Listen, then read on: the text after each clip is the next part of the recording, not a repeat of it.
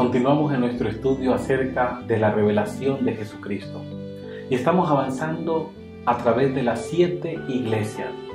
Éfeso es la iglesia de Cristo y los discípulos.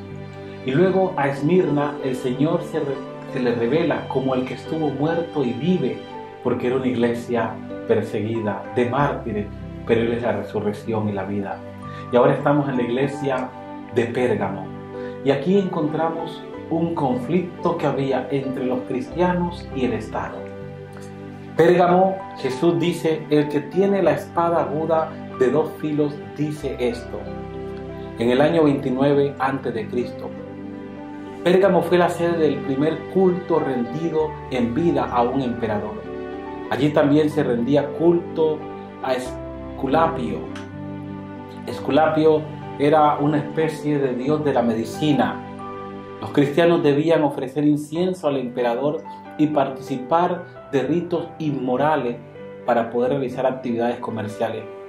Algunos de la iglesia enseñaban que debían transigir en el punto, o sea, negociar su fe y participar de esto.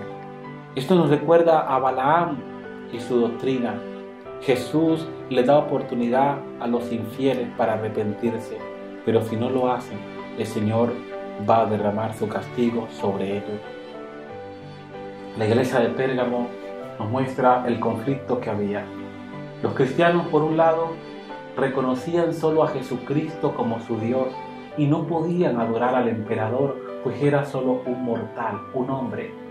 Esto nos lleva también al episodio del capítulo 3 de Daniel, donde se nos recuerda que los 3 jóvenes hebreos no adoraron la imagen de Nabucodonosor, precisamente porque adorar al emperador o adorar a la imagen era un acto de idolatría, era un acto de ir en contra de los mandamientos de Dios. Los cristianos, si querían participar de la vida pública y del comercio, deberían participar en actos inmorales. Estos actos inmorales podían incluir muchas cosas, pero ellos, los que decidieron ser fieles a Dios, son reconocidos por Él como su pueblo fiel. Por otro lado, aquellos que negociaban sus principios religiosos para ir bajo la corriente de las multitudes, el Señor le llama al arrepentimiento. Hoy, en un mundo secular, en un ambiente donde la gente olvida a Dios, en un lugar donde Jesús ha pasado a ser una pieza en un rompecabezas, es esencial que recordemos que nuestra vida cristiana depende de Dios y de su palabra. Que la Biblia es la única regla y norma de fe, que es menester obedecer a Dios antes que a los hombres. La Biblia nos revela y dice aquí también, entre los siglos IV y VI, la iglesia decayó doctrinalmente y espiritualmente. La iglesia necesitaba volver a la palabra de Dios. Siglo IV, siglo VI. Esto nos recuerda en esa época cuando recordamos que el Imperio Romano había caído en el año 476 y durante estos tiempos también la iglesia cristiana se había unido al poder del Estado.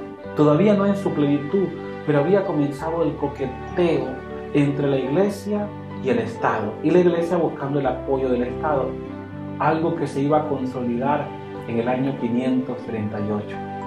Así que Dios no quiere que la iglesia se una al Estado para usar el poder del Estado. No, la iglesia es una institución establecida aparte y separada. Por eso Jesús dijo: da al César lo que es del César y a Dios lo que es de Dios. Que Dios te bendiga y recuerda los principios de la Biblia. Tu fe y tu religión no son negociables. Que Dios te guarde.